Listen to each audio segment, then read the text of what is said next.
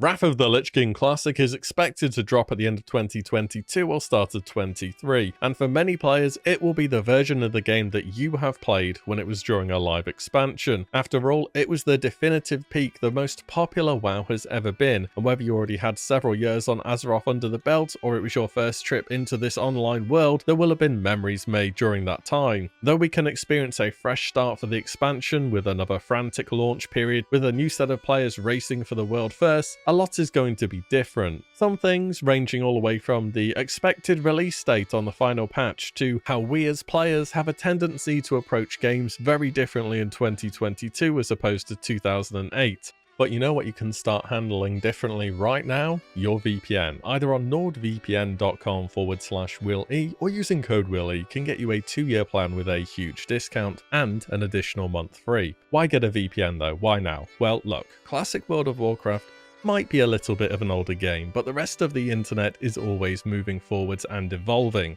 With a VPN, you can be sure that your internet traffic is twice encrypted and that your data and searches are secure. What about this? Have you ever found a series or a game that you wanted to check out, but it's region locked? Well, Nord has over 5,200 servers in 60 countries, so they'll have you covered in no time. With Nord, you can change your location so that this is not a problem. It's quick, easy, and saves you sometimes literally years of waiting for things to release in your region. It even has a 30-day money-back guarantee, so there's really no downsides. That's either on nordvpn.com/WillE or using code WillE. Many thanks to Nord for supporting the channel. Let's talk Wrath of the Lich King. Number 10. The rise of the humans for PvP. Coming up to the time of Wrath of the Lich King, the Horde had the perceived advantage in PvP, and had done for quite some time, with very powerful racials such as Hardiness, Will of the Forsaken, and the recently added Arcane Torrent.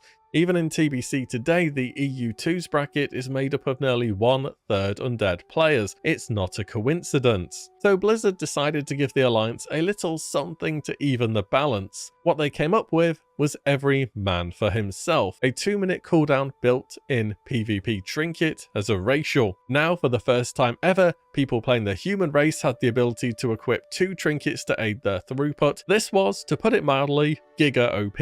In PvP, every single advantage matters, and a second trinket, be it a Battle Masters or an on use for more damage, was a huge difference maker that only one race could get. To top it off, in patch 3.3, Will of the Forsaken was changed to where it now shared a 45-second cooldown with similar effects, which was another indirect buff to humans as the de facto BIS PvP race for the expansion. Despite every man for himself being added right at the start of Wrath of the Lich King though, it wasn't adapted into the PvP meta for some time. With clips from Arena Tournament or MLG from 2009, you can see everybody's still rocking Horde. It took a while for the new racial to be adapted because Will of the Forsaken hadn't been nerfed yet, and many of the big impactful trinkets wouldn't start appearing in the game until much later on, specifically in Trial of the Grand Crusader and beyond. By the 2010 finals, however, the whole arena floor was awash with Alliance. With 3.3.5 changes from launch, I'd expect a strong move towards humans for the avid PvPer. You can bet the staging ground of Dalaran Sewer is going to look like your local golf club. There's going to be that many bald male humans there. But Horde are not down and out in Wrath of the Lich King, far from it in fact. Because whilst Horde racials took a hit in PvP, they actually got buffed in PvE. Every single world first during retail Wrath was claimed by a Horde guild, those mainly being Insidia and Paragon,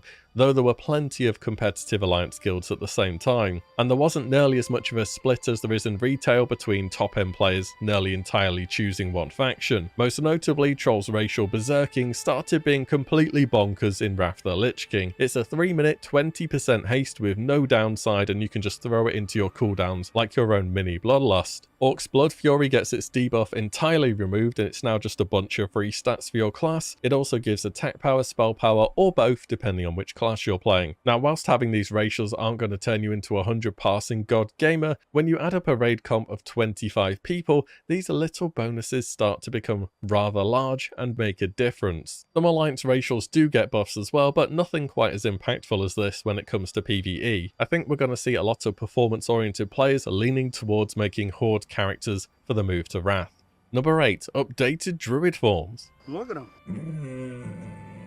That's one fucking nice kitty right there.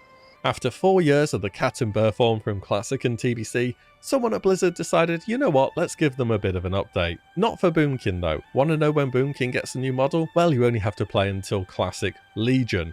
No, really, I can't believe it was that long either. Also, tree form remains the same, which you should probably be happy about, because the alternative version they came up with Cataclysm was this monstrosity. But bears and cats get a makeover and are modernized. A little gift, I suppose, for not being able to see your armor normally. Nice, I kinda like them. Number 7, the Ring of Valor. One day, somebody at Blizzard thought, hey, what if we had an arena with no line of sight and a massive amount of RNG? And through that creative process, they came up with the Ring of Valor. It was temporarily removed at the start of Cataclysm, and then permanently removed in Mists of Pandaria after Blizzard could never get it in A, a bug-free state, or B, a balanced state. Nevertheless, it's going to be back with Wrath, I expect, along with Dalaran Sewers, of course.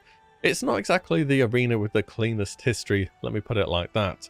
The Ring of Valor was particularly notorious during Wrath of the Lich King, as it heavily favoured certain types of comps by default. You may not be the biggest fan of pillars, but they're there for a reason. Caster-heavy teams would be a menace to lock down, and there were already comps which are very difficult to peel, such as TSG, which was Holy Paladin, Arms Warrior, and Holy DK, and this just made it even harder. There were also Flame Wars, which would light up during the course of a match, and of course, they broke CC, sort of like the tornadoes in Nagarand Arena, but a little bit more predictable. I can almost see the comments a few years from now, complaining about getting CC'd as the gate opens, walking into a pillar as it's raising and being disconnected, or you going behind a pillar to be safe and it decides to instantly go down and you die. There's a reason Blizzard threw this arena in the bin eventually, and you're gonna find out why real soon.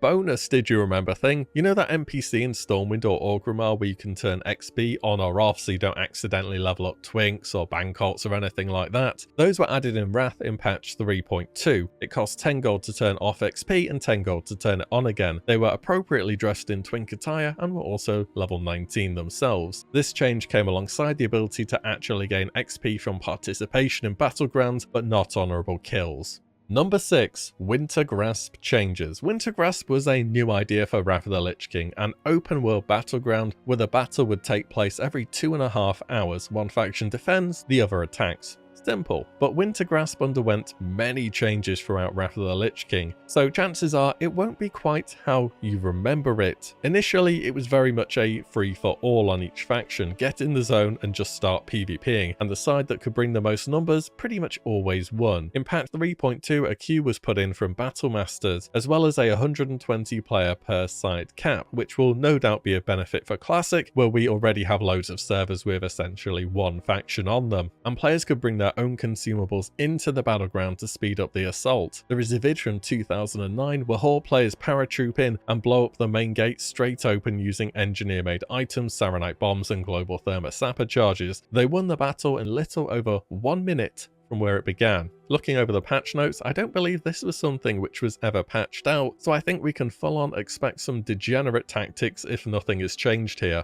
Number 5, Trinket stacking. You know that BIS trinket you dream of, the one you can't wait to be at the top of the priority list for? What if you could get 2 of them? When patch 3.2 dropped, you could. It was the only raid to see this interaction because Blizzard didn't like it and made it no longer possible in ICC and beyond. But in Trial of the Crusader and Trial of the Grand Crusader, trinket stacking was a BIS combination for many classes for a very long time. This was the first tier to have the newly introduced heroic mode. As such, there was normal mode loot and heroic mode loot, which had upgraded stats. Whilst the trinkets themselves were unique, the normal and heroic mode versions were not. This led to many BIS lists containing the exact 2 same trinkets, one from normal, one from heroic, and the stacking effects compounded just how good this combo could be. The stacking of trinkets became very noticeable in PvP too, especially in tournaments where there were no restrictions on what gear you could use, and of course people who played humans could take the biggest advantage of this as their race had a built-in trinket. Perhaps this is why it ended up seeing the nerf bat. Number 4, spell power is reworked again.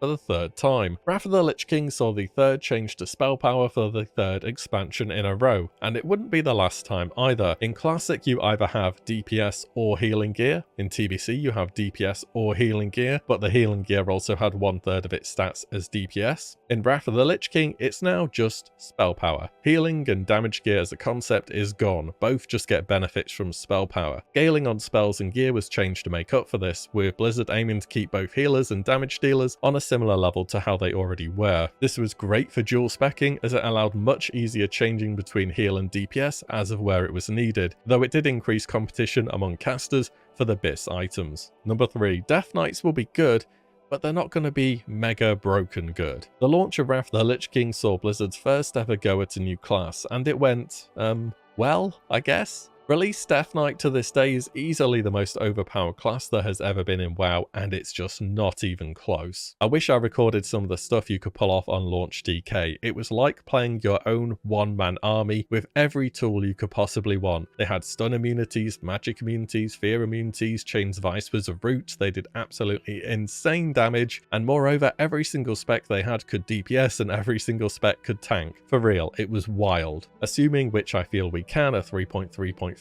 launch, Blizzard have reined in the new class considerably, taking them back from the most overpowered state of a class ever to certainly very powerful, but not nearly as broken as they were on launch. I want to dedicate a full video to this, a before and after for the DK and Wrath. Number 2, even more mount changes. So Wrath of the Lich King saw another riding revamp. 60% speed mounts are now trainable at level 20, epics at 40, flying at 60, and epic flying at 70. They also squished the cost of training your mounts massively along with these series of changes. Wrath of the Lich King was the era of accessibility after all, and this was one more reason to go ahead and try an alt. To top this off, the time for you to randomly wiggle your hands about and a mount just somehow appears was changed from 3 seconds down to 1.5, and all ground mounts now took some swimming lessons. Not flying mounts though, no swimming lessons for them. And number 1, the players. It feels like a bit of a cop-out answer, but I had to do it. You know what's going to be the biggest change, the main reason things won't be the way they were anymore?